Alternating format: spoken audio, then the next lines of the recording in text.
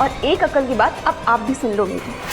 अगर मैंने पुलिस में रिपोर्ट लिखवा दी ना कि आप लोग दहेज के कारण मेरी बहन को परेशान कर रहे हो, तो याद रखना जमानत देने वाला भी कोई नहीं मिलेगा। ए छोरी, अपना दिमाग अपने पास संभाल के रख, सारे सासरे में काम आएगा। देखो भाई, अभी देखो। मुझे पता चल गया है कि जो आदमी फोटो में है वो कौन है।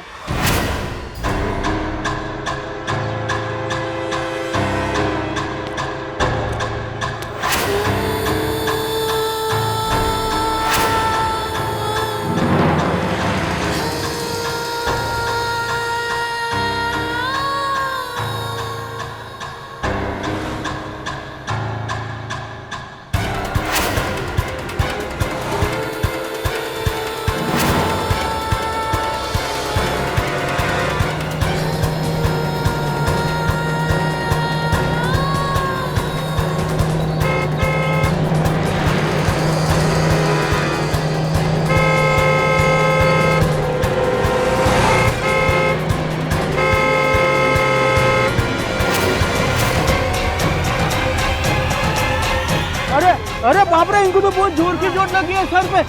चलो इनको हॉस्पिटल लेके चलो। चलो उठा।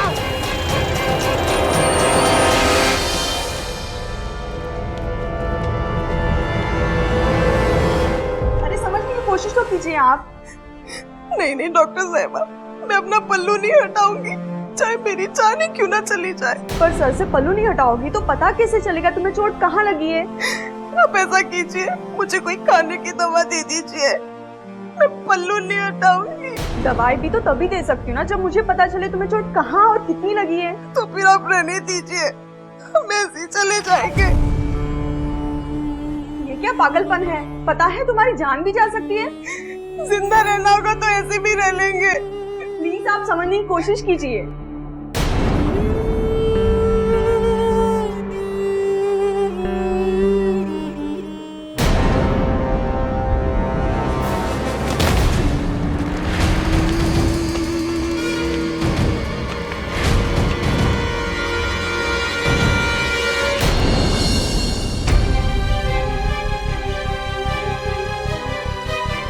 बाप रे, इसी कारण ये पल्लू नहीं हटा रही थी बेचारी।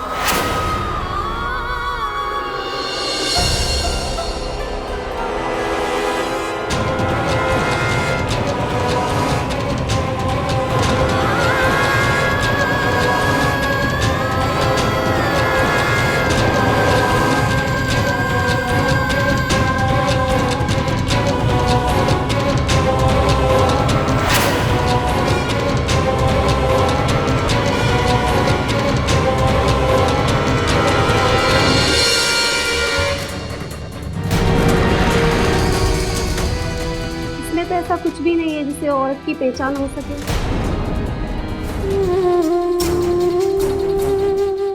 पूरे शरीर पे मारपीट के निशान हैं और एक उंगली भी टेढ़ी हो गई है। लगता है बहुत अत्याचार हुआ है बेचारी पर। जब तक इसे होश नहीं आ जाता कहाँ नहीं जा सकता, जिंदा बचेगी भी या नहीं। एक औरत जिसके शरीर पे मारपीट के निशान थे, उसके माथे पे जख्म बना के लिख दिया गया था कि मैं बदचलन हूं। वो घूंघट से अपने जख्म को छुपाने की कोशिश कर रही थी।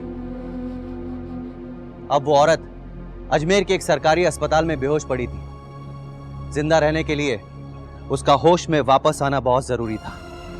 आखिर कौन थी ये औरत? क्या थी इसकी पहचान? दोस्तों, हम औरत को देवी स्वरूप मानते हैं, माँ, बेटी, बहन कह के पुकारते हैं। लेकिन सच्चाई तो यह है कि आज भी समाज में एक बड़े हिस्से में औरत अपने वजूद को तलाश कर रही है। उसे जो नाम दे दिया जाता है वो उसी में संतुष्ट हो जाती है। नमस्कार, मैं अमित पचौरी। क्राइम अलर्ट के इस एपिसोड में आइए ले चलता हूं आपको अपने साथ राजस्थान के एक छोटे से गांव जशपुर की एक कहानी से रूबरू कराने। ये कहानी एक स्त्री की है। आइए देखते हैं उस स्त्री के साथ क्या हुआ।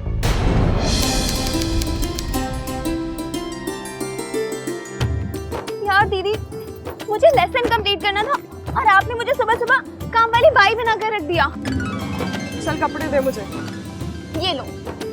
तू भी ना। निर्मला बेटा, जी पापा। शर्मा अंकल आए हैं। आई पापा। शर्मा को सुबह सुबह क्या करने आ गए? क्या मालूम, देख कर आती हूँ।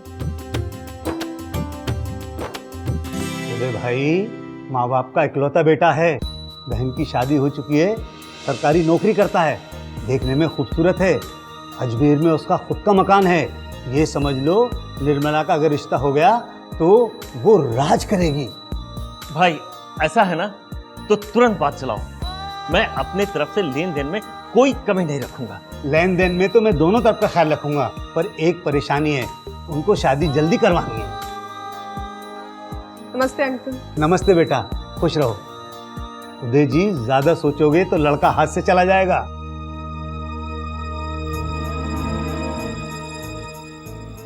ठीक है, ये लीजिए। अब बात तो चलाओ, अब जो भी करना होगा करेंगे। पीजिए।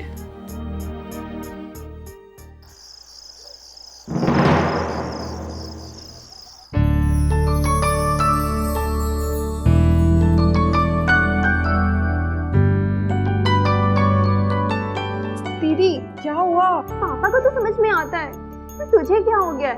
ना जान ना पहचान, शक्ल तक देखी नहीं और शादी करने के लिए राजी हो गई। 1971 की हीरोइन है क्या? तू पागल है क्या? तुझे पता ना पापा हमें कितना प्यार करते हैं, और वो जो भी फैसला करेंगे ठीक ही करेंगे ना।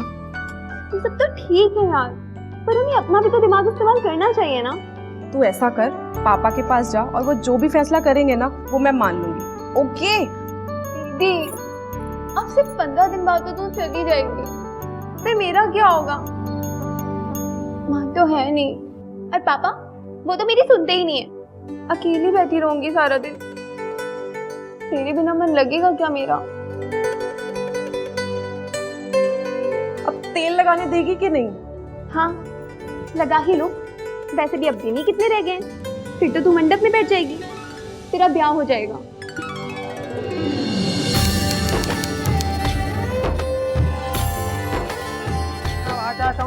प्रतिवादिने हाचक्रेषु पत्ने भवति यत्रैव विद्वान् नीचरे सहायां संसदे प्रगादं संसदे सत्वरवत्या वाचा संसव्या प्रतिवादिने हास्य यत्रैव विद्वान् नीचरे सराधायां संसति। उनका हाथ पकड़ के रखूंगा मैं सदैव, तुम्हारा हाथ पकड़ के रखूंगा। मैं सदैव तुम्हारा हाथ पकड़ के रखूंगा, ताकि योग्य बच्चों के माता पिता बन सके और कभी भी अलग न हो सकेंगे। स्वर्ग में इंद्र वरुण सवित्र देवताओं से गृहस्थ जीवन का आशीर्वाद मांगता हूँ। अभी आप मांग में सिंदूर भरिए। सुरेंद्र, रुक जा।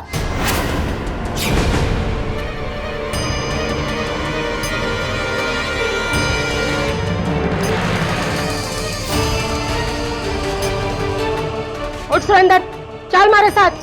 है लोग भी चला। शर्मा जी, है भी आओ हमारे साथ।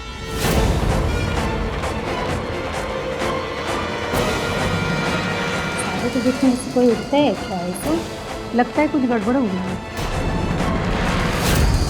देखिए, ये मेरी बीवी के गहने हैं, जिसे मैंने अपनी छोटी बेटी की शादी के लिए रखे थे। अरे इनकी कीमत कम से कम 3 लाख रुपए होगी। ये तो सब ठीक है समधी जी, पर बाकी के 8 लाख का क्या होगा? 6 महीने के अंदर चुका दूंगा। समधी जी, थारे इज्जत के खातिर मैं ये ब्याह तो होने दे रही हूँ, लेकिन एक बात याद रखना कि अगर पीसा टाइम पे कोनी पहुंचिया तो थारी बेटी को मैं थारे घर वापस भेज दूंगी। फिर बिठाए रखना अपनी लाडो को अपने घर। इसकी नौबत कभी नहीं आएगी। उदय भैया मेरे बहुत अच्छे दोस्त हैं। सुरेंद्र, चल पहन ले पगड़ी। फेरे हो जाने देती हूँ, फिर देखेंगे।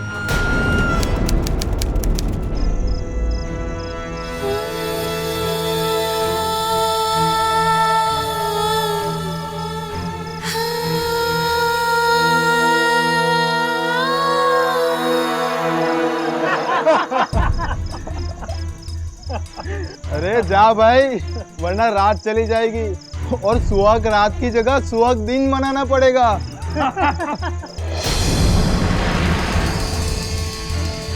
चलो भाई, तुम लोग भी घर जाओ, कल मिलते हैं।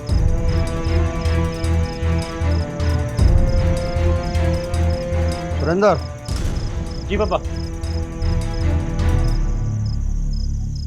देख बेटा, ये जर, जमीन और जोरू है ना, इन तीनों को जोर से ही कब्जे में रखा जाता है।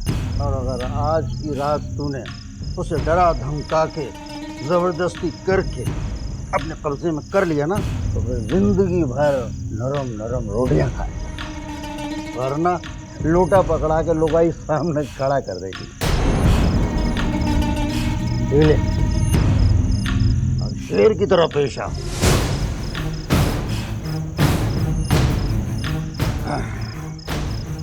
ये हुई ना बात। जीतता रहे बेटा।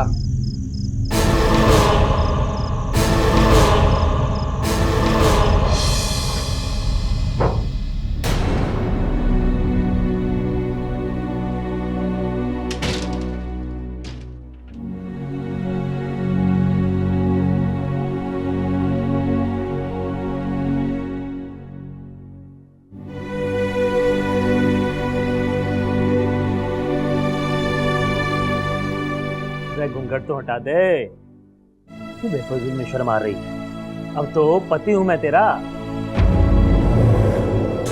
सुना नहीं क्या?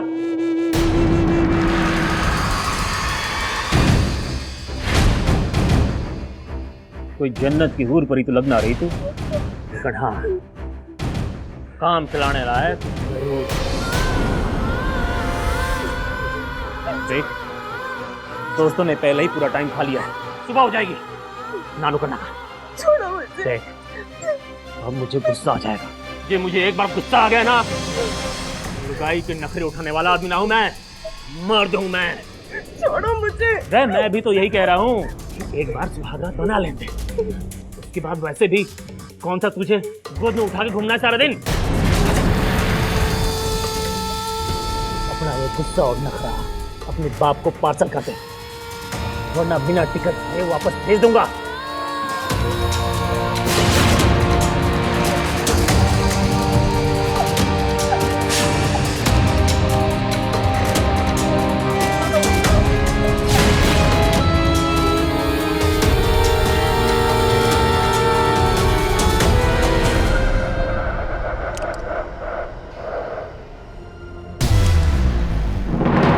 मैरिटल रेप एक कड़वी सच्चाई है जिसे चाहते ना चाहते हुए भी हर औरत को बर्दाश्त करके अपनी जिंदगी जीने के लिए मजबूर होना पड़ता है।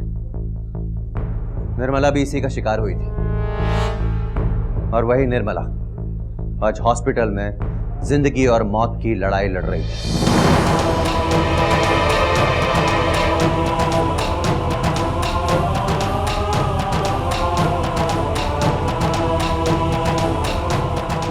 मैडम, अभी तक इसमें कुछ खास इम्प्रूवमेंट नहीं दिखा।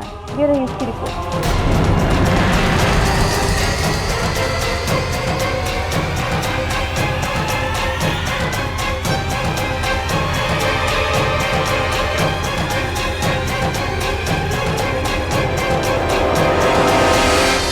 इसके तो एक हाथ की उंगली बुरी तरह से टूट गई है, सर पर भी बुरी तरह से चोट लगी है, ब्लड भी जम गया है। अगर 2 दिन में रिकवर नहीं हुआ तो बहुत मुश्किल हो जाएगी। मगर अभी तक इस लड़की के बारे में कोई भी पता करने नहीं आया है। खबर करे तो किसे करे, क्योंकि कुछ दवाइयाँ बाहर से मंगवानी पड़ेगी, हमारे यहाँ नहीं है। मैं पैसे देती हूँ, तुम मंगवा लो, हम इसे बचाने की पूरी कोशिश करेंगे।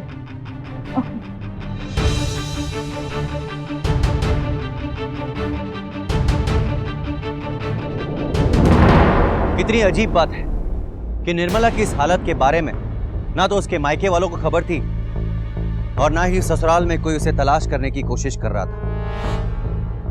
1 साल बीत गया था उसकी शादी को। आखिर इस 1 साल में ऐसा क्या हुआ जो निर्मला इस हालत में पहुंच गई? आइए देखते हैं।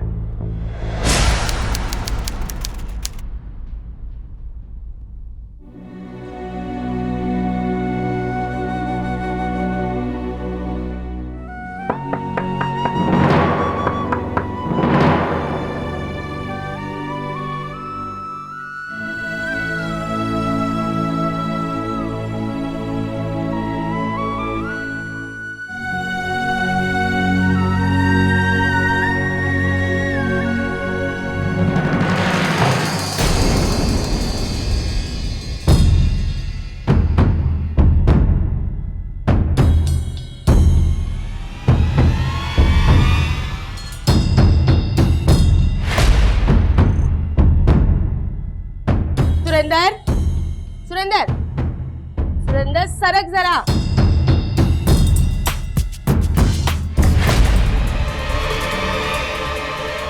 ए जी, मुबारक हो, चादर में दाग है। इसका मतलब हुआ शादी तक लड़की कुंवारी थी। हटो। अब नहा धो के कपड़े बदल के किचन में आ जा। मैं भी तो देखूं कि थारी माँ ने मरने से पहले के सिखाया। चलो जी।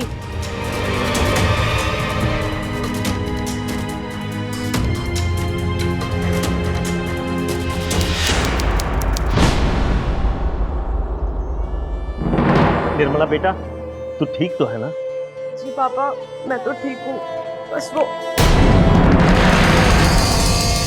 खड़ी खम्मा समझी जी, मैं तो थारी लाडो को खिला पिला कर मोटी ताजी कर दी, पर थे पैसा पहुंचाने का वादा कौन नहीं पूरा किया।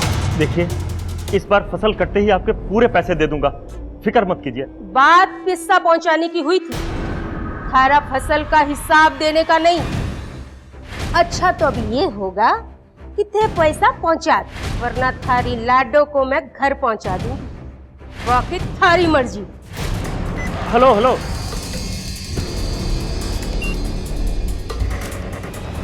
पापा क्या जरूरत है ऐसे लालची लोगों के घर में दीदी की शादी कराने की? अरे मुझे क्या पता था कि ये लोग इतने लालची होंगे। मैं तो बस शर्मा जी की इस बात पर आ गया था कि लड़का जाट बिरादरी का है और सरकारी नौकरी करता है। मानती हूँ पापा, मगर ना तो अब जात बिरादरी काम आ रही है और ना ही उसकी सरकारी नौकरी। मुझे डर लगता है पापा कि वो लोग दीदी को भी ठीक से रखते होंगे भी या नहीं। पापा, मेरी बेटी कहाँ है? अरे बच्चलन थी तेरी बेटी, भाग गई अपने यार के साथ। झूठ बोलता है तू, सच सच बोल, मेरी बेटी कहाँ है? यही पता लगाने के लिए तूने पुलिस में हमारे खिलाफ रिपोर्ट लिखाई थी ना, तो तू जा उन्हीं से पूछ। वो सब भी तुम लोगों से मिले हुए हैं, पर मैं जानता हूँ मेरी बेटी ऐसी नहीं थी। पगला गया रे तू।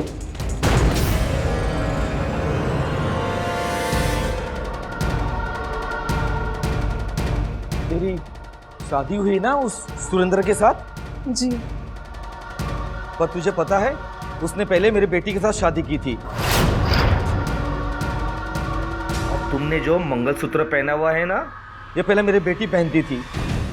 तू सुरेंद्र की दूसरी बीवी है। ये लोग ने हम सबको बेवकूफ बनाया है, पर उनकी सच्चाई में सबके सामने लाके रहूंगा। क्या बकवास? मैं उनकी सच्चाई सबके सामने लाऊंगा मैं। तू क्या खड़ी खड़ी हुई बात सुन रही है? चल जा अंदर, चाहे कपड़े धो। सत्यानाश हो इसका। हाँ ये सच है, मेरी पहले भी शादी हुई थी। तुम्हें उसे क्या करना है? तलाक देना है या बाप के घर जाके बैठना है? शादी से पहले बता तो देते। सुन, एक नई बात बताता हूँ। तेरे शादी के बाद भी मेरा किसी के साथ चक्कर चल रहा है और आगे भी चलता रहेगा। मुझे जो करना कर। तो मुझसे शादी क्यों की? वो क्या है कि आदत चाहे जितनी भी हो, लेकिन रोज रोज का बाहर खाने से मन उब जाता है, तो घर की दाल चावल की याद आती है। इसीलिए सरकारी आदमी हूँ, जब सरकारी दौरे पे बाहर जाता हूँ तो खाना पीना तो बाहर ही करूँगा ना। समझ रही है ना तू खाने पीने का मतलब? सही समझ। चल घर का खाना खिला मुझे। देखिए, मैंने 2 महीने पहले ही आप लोगों को 1 लाख रुपया दे दिया है, मगर इस बार फसल में कीड़े लग गए हैं। और ऐसा खाली मेरे साथ नहीं हुआ है, सभी किसानों के साथ यही दिक्कत है। ऐसा है कि 1 साल हो गया थारा बहाना नहीं खत्म हो रहा। ना बहाना खत्म हो रहा है, ना फिर पैसा दे रहे हो। देखिए, सरकार से जैसे ही मुआवजा मिलेगा मैं सब चुका दूंगा। अब ऐसा है कि तुम अपना बहाना अपने पास रखो, और अब मैं पिस्ता के साथ ब्याज भी लूंगी, और वो ब्याज चुकाएगी थारी लाडो।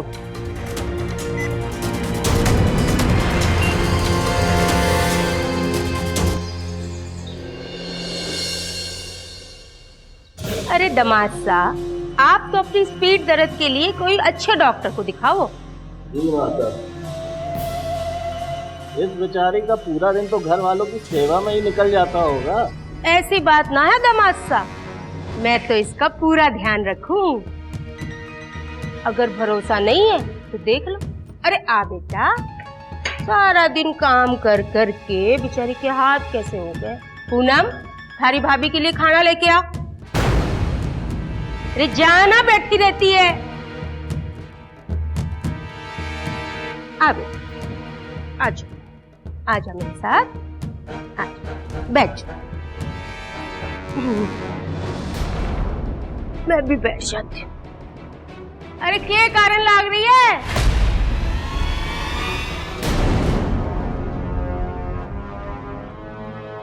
तुमने सुबह से कुछ नहीं खाया था ना, तो मैंने सोचा कि आज से मैं ही तुझे खाना परोसूंगी।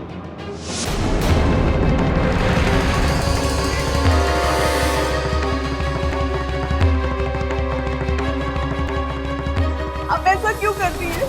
ऐसा इस वास्ते कर रही हूँ कि अब तक थारे बाप ने बाकी का पैसा क्यों नहीं पहुँचाया, तो मैंने सोचा कि बुराई के साथ थोड़ा भलाई भी कर दूं, और आज से मैं ही तुझे खाना परोसूंगी और खिलाऊंगी भी मैं। नहीं, पैसे नहीं खाऊंगी। नहीं खाएगी? इतना मारूंगी कि बाप का नाम भूल जाएगी। माँ भी ना, कितनी सारी आइडिया है उसके पास। अरे नसीब अच्छा है तेरा जो अम्मा अपने हाथों से परोस के खिला रही है। चुपचाप खा ले, वरना मैं अपने चप्पल की चम्मच बनाऊंगा और उस चम्मच से खिलाऊंगा तुझे। आज के बाद जब तक थारा बाप बाकी का पैसा को नहीं देता, तो तुझे थाली में नहीं, इस जमीन में खाना पड़ेगा, और ना तो तेरे बाप से तेरी बात होगी। और आज के बाद इससे तौलिया, साबुन कुछ भी नहीं मिलेगा, तब जाके तेरे बाप की अकल ठिकाने आएगी। चल खा खा। नहीं, खा खा।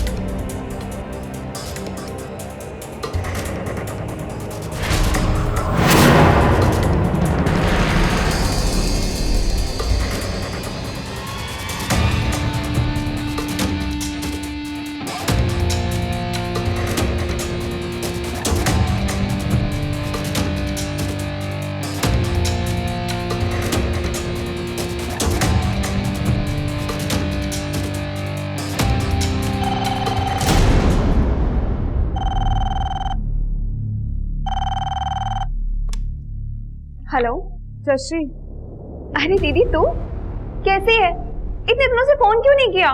मैं बहुत मुसीबत में हूँ। सीरियसली? अरे पर हुआ क्या? कुछ बता तो सही।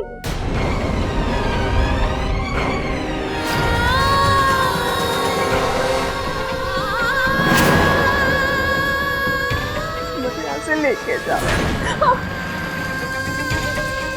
दीदी तू उन लोगों से इतना डरती क्यों है? डरती क्यों नहीं उन लोगों से? देख दीदी, तुझे ना उन लोगों से डरने की कोई जरूरत नहीं है, कोई जरूरत नहीं है कुछ भी सहने की। है छोरी, अपना दिमाग अपने पास संभाल के रख, सारे सासरे में काम आएगा। जी हाँ, और एक अकल की बात अब आप भी सुन लो मेरी। अगर मैंने पुलिस में रिपोर्ट लिखवा दी ना कि आप लोग दहेज के कारण मेरी बहन को परेशान कर रहे हो, तो याद रखना जमानत देने वाला भी कोई नहीं मिलेगा। बात समझ आई? बस ये छोरी कान खोल कर सुन।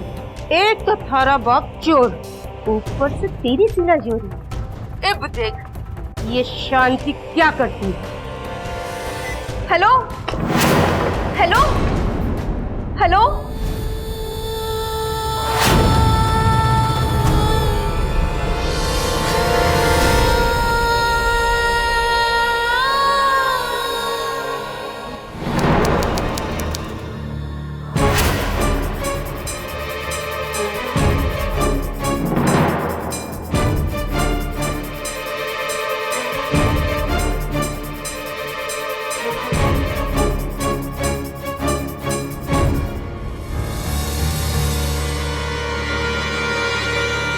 देखो भाई,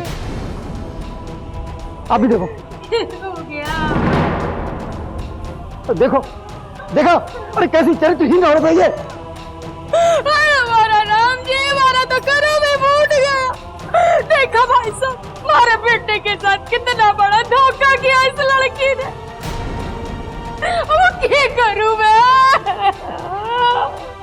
अरे राम जी।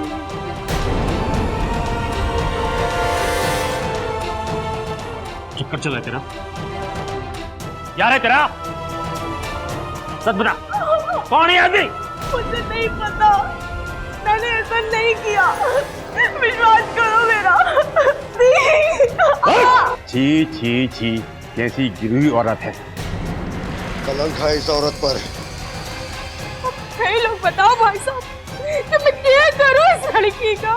बस इसकी एक ही सजा है कि इसके माथे पे लगवा दो कि मैं एक बच्चन लड़की हूँ, और इसको उसके बाप के घर पहुंचा दो ताकि उसको पता चले कि मैंने कैसी बिटिया पैदा की है। अक्सर हमारे समाज में माँ बाप अपनी बेटियों के जहन में ये बात डाल देते हैं कि शादी के बाद तुम्हें अपने घर जाना है, वही तुम्हारी दुनिया है, चाहे वहां सुख मिले या दुख।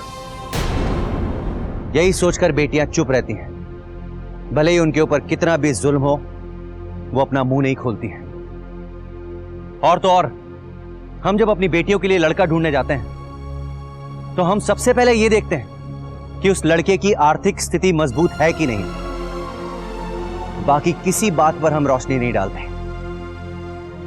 हम जानते हैं कि दहेज एक गैर कानूनी प्रथा है, उसके बावजूद भी हम ढेरों दहेज देते हैं ये सोचकर कि हम अपनी बेटियों की खुशियां खरीद लें। लेकिन ऐसा नहीं होता दोस्तों, हम अपनी ही बेटियों को अपने हाथों ही खतरे में ढकेल देते हैं। यही गलती हुई उदय से, जिसने अपनी बेटी की शादी तो कर दी, लेकिन उसे नहीं पता था कि उसकी बेटी के साथ क्या हो रहा है। आज उसकी बेटी अस्पताल में थी, जिंदगी और मौत की लड़ाई लड़ रही थी। डॉक्टरों ने भी अपने हाथ खड़े कर लिए थे, लेकिन तभी अचानक कहीं से एक उम्मीद की किरण जगी। आइए देखते हैं फिर क्या हुआ।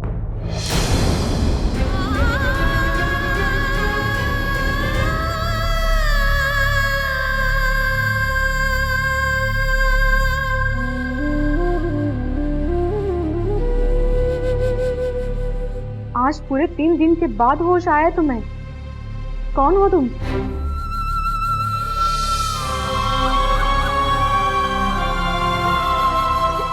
घबराओ मत, हम सब तुम्हारे साथ हैं, तुम अकेले नहीं हो। डरो मत, बताओ कौन हो तुम? तेरे शादी के बाद भी मेरा किसी के साथ चक्कर चल रहा है और आगे भी चलता रहेगा।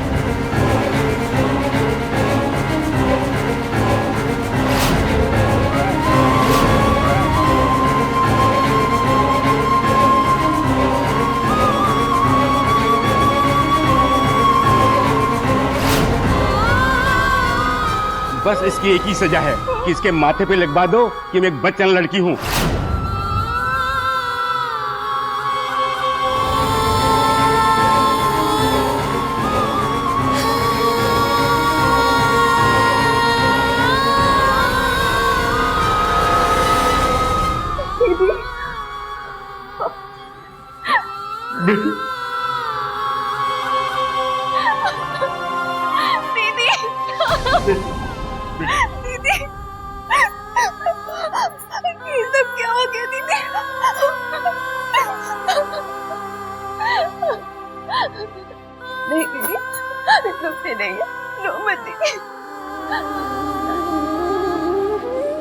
उन्हें उनके किए की सजा दिला कर रहूंगी। मैं छोड़ूंगी नहीं उन्हें।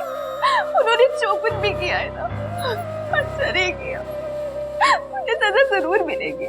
नहीं नहीं, बस आप हिम्मत मत हारना, आप हिम्मत मत हारना दीदी, ठीक हो जाएगा।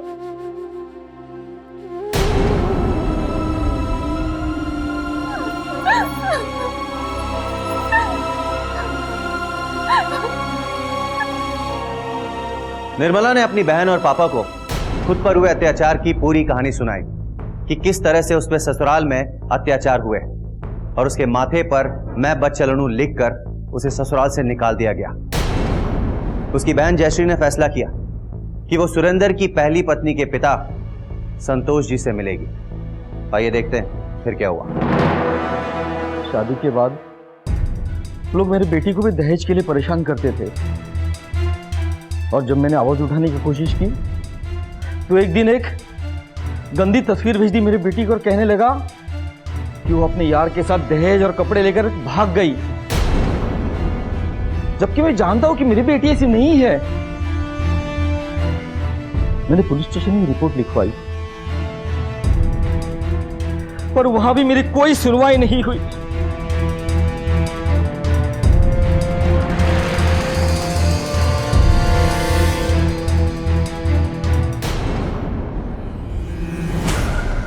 फोटो किसकी है?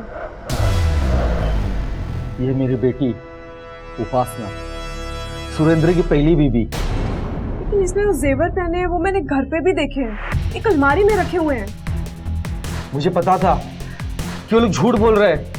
अंकल एक बात बताइए, आपके पास वो फोटो है जिसके जरिए उन लोगों ने आपकी बेटी को बदनाम किया था? हाँ है। दिखाएंगे प्लीज।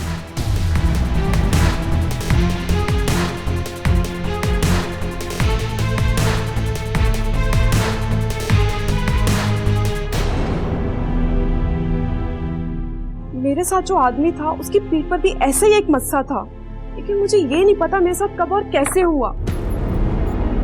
दीदी एक बात बताओ, तुम घर से बाहर कभी गई थी क्या? नहीं। और घर पर कोई ना कोई हमेशा ही रहता था, है ना? घर कभी खाली नहीं रहता था। तो फिर याद करो ये कौन हो सकता है, और शायद ये भी हो सकता है कि ये घर का ही कोई आदमी हो। इस बेचारी का पूरा दिन तो घर वालों की सेवा में ही निकल जाता होगा।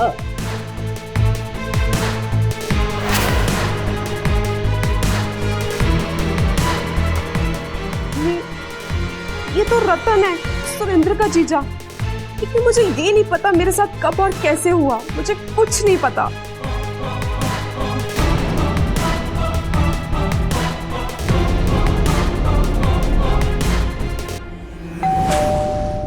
मैं दिखाऊं।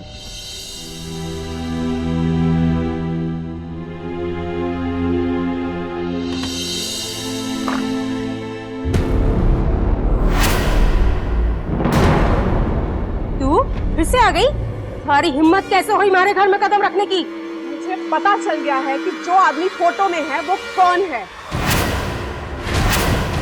मैं नहीं चाहती कि पूनम की जिंदगी भी खराब हो, लेकिन अगर आप सबने मुझे घर से बाहर निकाला तो मैं सब कुछ पुलिस को बता दूंगी।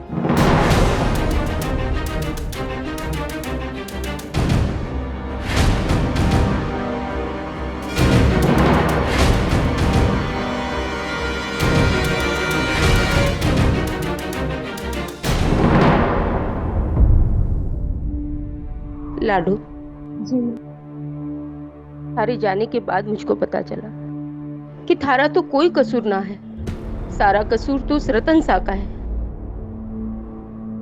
वो बड़ा अफसोस हुआ, पर दिक्कत का है लाडू, अगर रतन सा को कुछ हो गया तो हमारी पूनम का घर बर्बाद हो जाएगा। पर तुझसे वादा है अब ऐसी गलती को नहीं होगी। लाडू तूने ये बात और किस किस को बताई?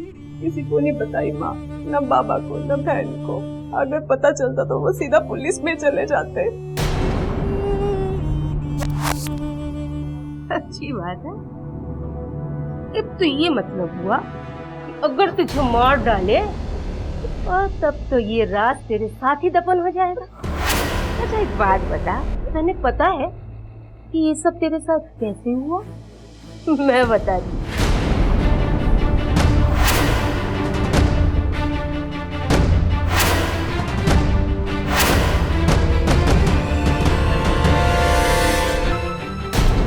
सारा काम हो गया। अरे सासू माँ, आपकी दवाई का नशा ही ऐसा था कि उसको पता ही नहीं चला कि वो हमारे साथ है कि सुरेंद्र के साथ है। हाँ? और जब तक इसे होश आएगा कुछ याद नहीं रहेगा कि इसके साथ हुआ क्या।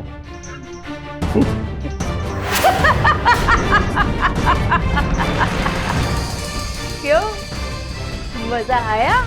ऐसे ही मैंने सुरेंद्र की पहली बीवी को फंसाया था। ये सारा प्लान मारा है। चल, अब तुझे भी वहां पहुंचाती हूँ जहां सुरेंद्र की पहली बीवी को पहुंचाया था।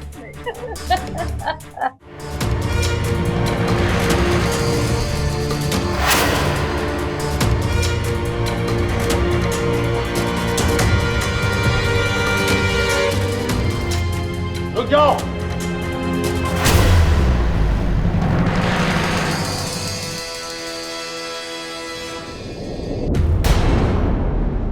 दीदी कैमरा कहाँ है?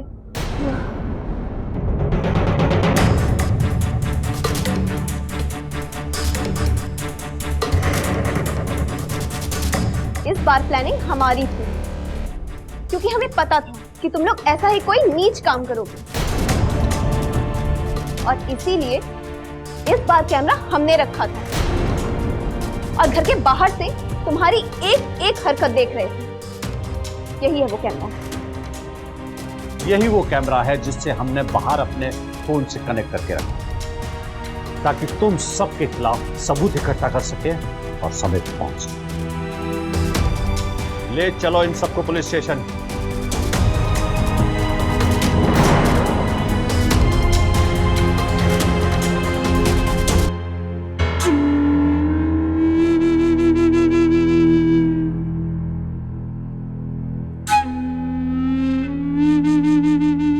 पुलिस ने निर्मला के ससुराल वालों को हिरासत में लेकर जांच शुरू कर दी और एक एक करके सारी सच्चाई सामने आ गई। दरअसल सुरेंद्र को बहुत पहले ही लापरवाही और खराब चाल चलन के कारण सरकारी नौकरी से निकाल दिया गया था, लेकिन उसके बावजूद भी वो लड़कियों के मां बाप को धोखे में रखने के लिए सरकारी तमगे का इस्तेमाल कर रहा था। पुलिस ने सुरेंद्र से सख्ती से जांच की तो एक बहुत ही घिनौना सच सामने आया।